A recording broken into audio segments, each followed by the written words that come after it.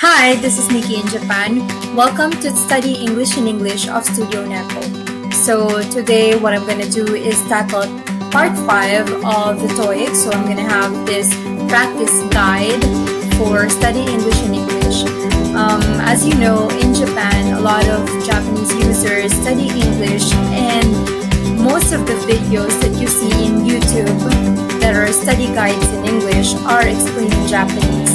So this is my attempt at making a study guide in English explain in English. So I think it's a good opportunity for YouTube users who are Japanese learners who wanted to study English and can have exposure in the English language. Also, in Japan, TOEIC has been an integral part of the Japanese culture because a lot of companies actually use TOEIC as a form of identifying the English capacity or English level of a Japanese employee. So TOEIC is one of the many standardized tests that test your capacity, specifically your listening and reading levels in English.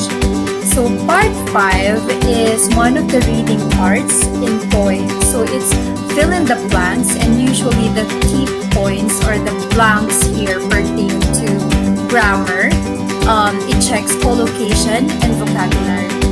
So when identifying grammar content, a user must be able, or a test taker must be able to be familiarized with parts of speech. So collocation, meanwhile, are words that are used together in the English language. And vocabulary, in the vocabulary part, you have to be able to use words according to definition. So in this video, I'm going to have 4 questions, and I'm going to flash you the questions at 20 seconds each. I'll give you time for you to read each of the question and the responses, and you will have 20 seconds per slide to go through them. Later on, I will read the question and the responses and explain what is the correct answer after flashing the question. Alright? Ready? So, I'll begin.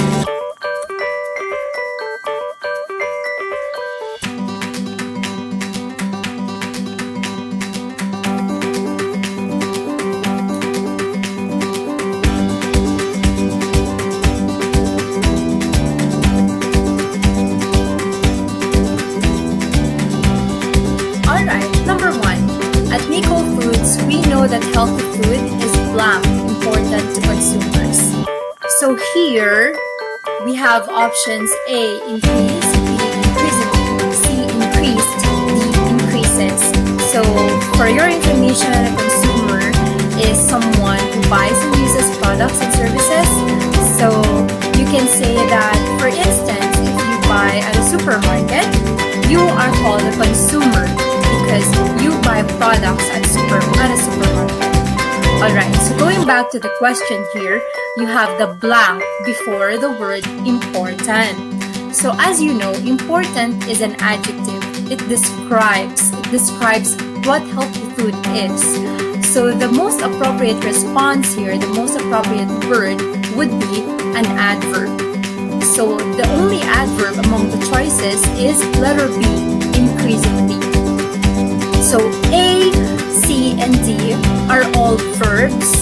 So A is a verb in its base form, C is a verb in its past form, and D is a verb in the singular present form.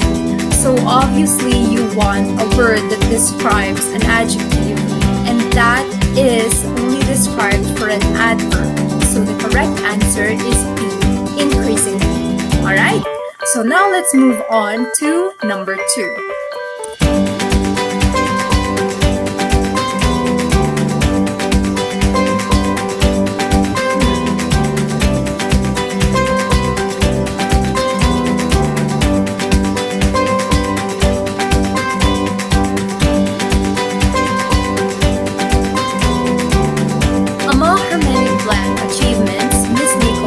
Wrote 7 books and served as a doctor for 3 major journals.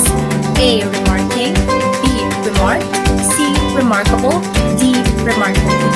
So for your vocabulary, vocabulary, a journal is a noun that is a magazine produced for professional people or those with a particular interest. Alright, so now going back to the question, this is a bit tricky actually because you have the word achievements and the achievements is a noun. So the word that comes before a noun should be an adjective, right? So it should be an adjective. An adjective is a part of speech that describes a noun or a pronoun. Among the choices, A, B, C actually can be used as adjectives. So they can be used as words that describe. Although A and B are words in their verb forms, like for instance, A is in its present form and B is a verb in its past form, both words can be used as adjectives. C is definitely an adjective. And D, meanwhile, is an adverb. So we know that D is not an answer here. But among A, B, and C, only C here is a collocation for the word achievement. Remarkable achievement means something like a great achievement, like a milestone. Okay? So in this case, the most appropriate response here, the best answer would be letter C. Remarkable. Alright? Let's move on to number 3.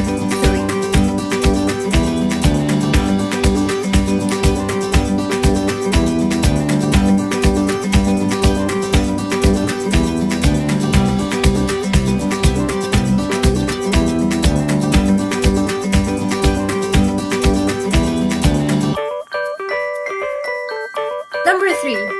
Previous seasonal employees seeking to be rehired have to plan a new application. A. Inform. B. Familiarize. C. Submit. D. Observe. So rehire is a verb that means to hire again. Usually you hire a former employee. And application is a noun that is used as a formal or usually written request for something such as a job, a place at a university, or permission to do something, right? So you send an application when you wanted to get a job, or you send an application to your university when you want to be admitted in your university. So all the words here, A, B, C, and D, are all in verb forms. Now, this question tests your vocabulary. Yes, you have to be familiar with your vocabulary in order for you to answer this question. Inform means to officially tell someone about something or give them information, right? So the word inform is the base word and it's related to the word information, like to get informed, to know, to understand. So that's inform. Familiarize is to learn something, to learn about something so that you understand it, or to teach someone else about something so that they understand it. So the word familiarize is something to do with understanding, right? So you use the word familiarize when you study, when you understand a certain thing. Submit is a verb that means to give a plan, a piece of writing to someone in authority for them to consider or to approve, right? So when you submit, for example, when you submit your homework to your professor, that professor has to approve, to check your submission. So you give something and someone checks it. So that's submit. And letter D, observe, is a verb that means to watch something or someone carefully. So observe means to watch. Alright? So in this case, the best answer would be letter C. Because if you want to send your application to get a job, right? An employee, right? An employee is someone who works for an organization or for a company. If you want to send an application, you have to submit it. That application has to be checked, right? So in this case, number 3, the correct answer is C, submit. Also, it's a collocation for the word application, right? Usually you submit application to your university, you submit your job application to the company. So it's also a collocation, right? So when you hear English speakers, usually they say, I submitted my application to the university. All right? Now let's go on to the last question, number 4.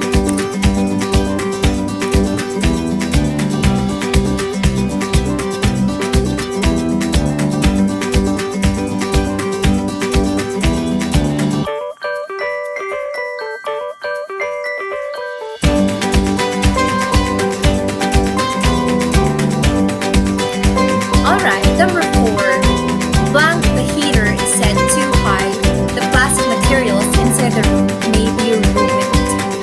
A, why, B, but, C, if, D, so. So this one is a bit tricky because I'm seeing a lot of conjunctions here. I'm seeing a lot of transitionals. So you have to really be familiarized. You have to understand what these words mean. A, why. Why is a question word. Usually when you're asking a question, you use the word why in order to get a reason. Or sometimes it's an adverb, like as an expression, used as an expression, right? Sometimes you hear English speakers say, why you're here.